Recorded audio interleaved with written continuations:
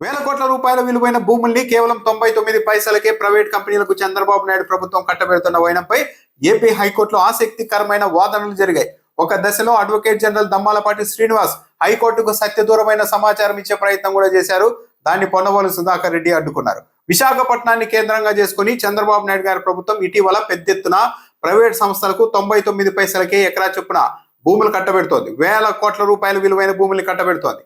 చాలా ప్లాన్డ్ గా తొలుత టీసీఎస్ కు భూములు కేటాయించారు ఈ 99 పైసల తీరితో. ఆ సమయంలో విమర్శలు రావడంతో టీసీఎస్ లాంటి కంపెనీ వస్తే మొత్తం అక్కడ ఐటీకి సంబంధించిన వాతావరణం ఏం మారిపోతుంది, అనేక కంపెనీలు అక్కడికి వస్తాయి. అందుకనే మేము 99 పైసలకు టీసీఎస్ కి ఇస్తున్నాం. కానీ అభివృద్ధి నిరోధకులు ఉద్యోగాలు రాకూడదు, ఐటీ అభివృద్ధి చెందకూడదు అనుకుంటున్న వ్యక్తులంతా అడ్డుకుంటున్నారని చంద్రబాబు నాయుడు ప్రభుత్వం టీడీపీ ఎదురుదాడి చేసింది. కానీ ఆ తర్వాత మెల్లగా రియల్ ఎస్టేట్ సంస్థలకు కూడా 99 పైసలకే ఈ తరహాలో భూములు ఇవ్వడం అన్నది మొదలుపెట్టింది చంద్రబాబు నాయుడు గారి ప్రభుత్వం. అది కూడా ఒక పాలసీ ఉండదు, ఇతర కంపెనీల్ని ఆహ్వానించరు, బిడ్లు ఉండవు. కేవలం అచ్చం ఒక రాజు తరహాలో రాజు తనకు నచ్చిన అంశాన్ని ఎవరైనా చెబితే మెడలో హారం తీసి ఇచ్చేసినట్టుగా చంద్రబాబు నాయుడు గారు ప్రభుత్వానికి పబ్లిక్ కు సంబంధించిన భూముల్ని, వేల కోట్ల రూపాయల విలువైన భూముల్ని 99 పైసలకే రియల్ ఎస్టేట్ కంపెనీలు కూడా ఇస్తున్నారు. రహేజా సంస్థకు కూడా 99 పైసలకు ఎకరా చొప్పున ఏకంగా 27.10 ఎకరాల భూమిని విశాఖపట్నంలో కేటాయించారు. దీన్ని సవాలు చేస్తూ శ్రీనివాసరావు అని మానవ హక్కుల కమిషన్ మాజీ సభ్యుడు శ్రీనివాసరావు ఏపీ హైకోర్టులో ప్రజా ప్రయోజన వ్యాజ్యం దాఖలు చేశారు. ఈ పిల్లుపై పిటిషనర్ తరఫున పొన్నవోలు సుధాకర్ రెడ్డి వాదనలు వినిపించగా ప్రభుత్వం తరఫున అడ్వకేట్ జనరల్ దమ్మాలపాటి శ్రీనివాస్ వాదనలు వినిపించారు. ఈ పిటిషన్లను విచారించిన హైకోర్టు ప్రధాన న్యాయమూర్తి ధర్మాసనం ఈ సందర్భంగా కొన్ని కీలకమైన వ్యాఖ్యలు చేయడంతో పాటు విస్మయం వ్యక్తం చేసింది. రియల్ ఎస్టేట్ సంస్థలకి 99 పైసలకు భూములు కేటాయించడం ఏంటి, ఏ ప్రాతిపదికన కేటాయించారు అని ప్రభుత్వాన్ని ప్రశ్నించింది. దీనికంటూ ఒక పాలసీ ఉందా, లేకుంటే బిడ్లు ఆహ్వానించారా, ఇతర కంపెనీల నుంచి దరఖాస్తులు స్వీకరించారా అని నేరుగా ప్రశ్నించింది. కానీ ఎక్కడా కూడా అలాంటివి ఏం లేదు. ఒక పాలసీ లేదు, దరఖాస్తులు ఆహ్వానించలేదు, ఇతర కంపెనీల నుంచి బిడ్లు ఆహ్వానించలేదు. కేవలం రహేజా వచ్చి అడగడం, చంద్రబాబు నాయుడు గారు 99 పైసలకు భూములు ఇవ్వడం అనేది జరిగిపోయింది. మిగిలిన కంపెనీలను కూడా ఆహ్వానించి ఉండాల్సింది కదా, ఎందుకు ఆ పని చేయలేదు అని కూడా హైకోర్టు వ్యాఖ్యానించడమే కాకుండా రహేజా సంస్థకు భూములు కేటాయించిన ఈ విధానాన్ని నిషేధించాల్సిన అవసరం ఉంది అని కూడా హైకోర్టు వ్యాఖ్యానించింది. అంటే తప్పుడు విధానం ఇది, దీన్ని అడ్డుకోవాల్సిన అవసరం ఉందని కూడా వ్యాఖ్యానించింది. దమ్మాలపాటి శ్రీనివాస్ జోక్యం చేసుకొని ఇలాంటి ప్రజా ప్రయోజన వ్యాజ్యాలు ఇదివరకే దాఖలయ్యాయి, కంపెనీలకు భూముల కేటాయింపులపైన ఇతర వ్యాజ్యాలు కూడా దాఖలయ్యాయి, కాబట్టి వాటితో పాటు దీన్ని కూడా విచారించండి అని హైకోర్టుకు విజ్ఞప్తి చేశారు.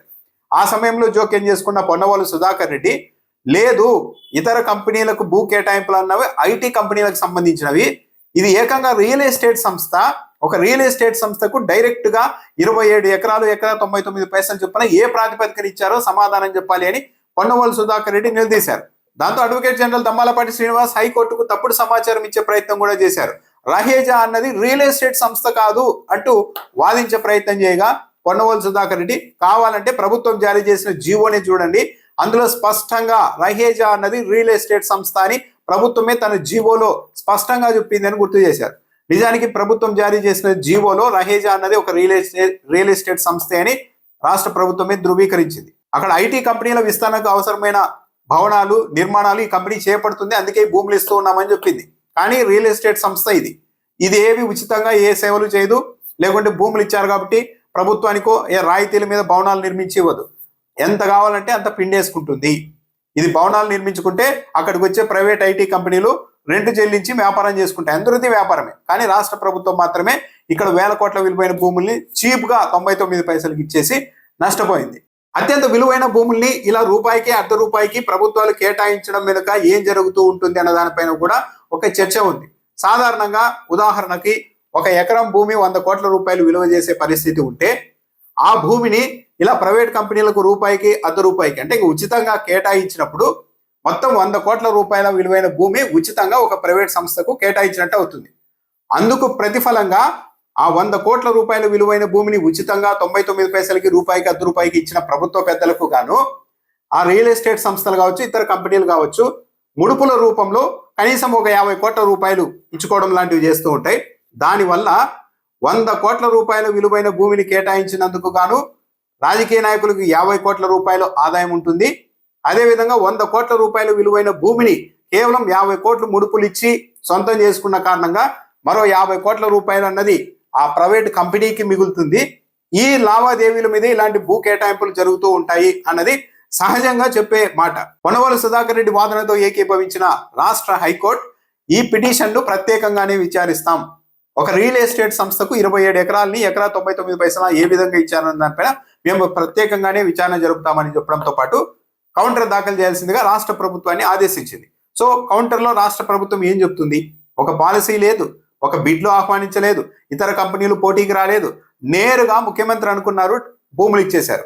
దీన్ని హైకోర్టులో రాష్ట్ర ప్రభుత్వం కౌంటర్లో ఎలా సమర్థించుకుంటుంది అన్నది చూడాలి.